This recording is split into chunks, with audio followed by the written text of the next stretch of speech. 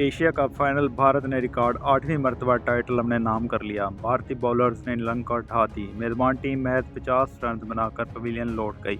मोहम्मद सिराज ने 6 विकेटें ली, हार्दिक पांड्या की 3 और बुमराह की 1 विकेट। एशिया कप के फाइनल में भारत ने श्रीलंका को एकतरफा मुकाबले के बाद 10 विकेटों की शिकस्त देकर रिकॉर्ड 8वीं मरतबा टाइटल अपने नाम कर लिया। श्रीलंका की बैटिंग बारिश के सबब ताख़ीर से शुरू हुई, लेकिन मैच का आगाज़ होते ही श्रीलंका बैटिंग लाइन डगमगा गई। श्रीलंका के इब्तदा 6 बैटर सिर्फ 12 रन बनाकर पवेलियन लौट गए थे, जबकि पूरी श्रीलंका टीम 15.2 ओवर में 50 रन बनाकर ढेर हो गई।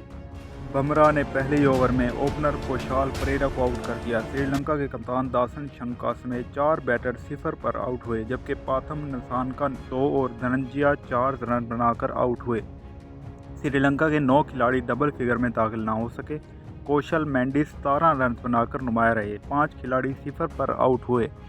भारत ने 51 रन का हदफ 6.1 ओवर में बआसानी हासिल कर लिया। ओपनर ईशान ने 23 और शबन गुल ने 27 रन बनाए। इससे कबल कोलंबो में खेले जा रहे मैच में श्रीलंका टीम के कप्तान दासन शंका टॉस जीतकर पहले बैटिंग करने का फैसला किया। इन्होंने कहा कि कोशिश होगी इवेंट के फाइनल में भारत के खिलाफ बड़ा स्कोर करके मैच में कामयाबी समझें। इस मौके पर भारतीय कप्तान रोहित शर्मा का कहना था कि श्रीलंका के खिलाफ बड़ा स्कोर करके हरीफ टीम को प्रेशर में लाएंगे। टीम में तब्दीलियों के हवाले से इन्होंने कहा कि वाशिंगटन पटेल की जगह शामिल किया गया है।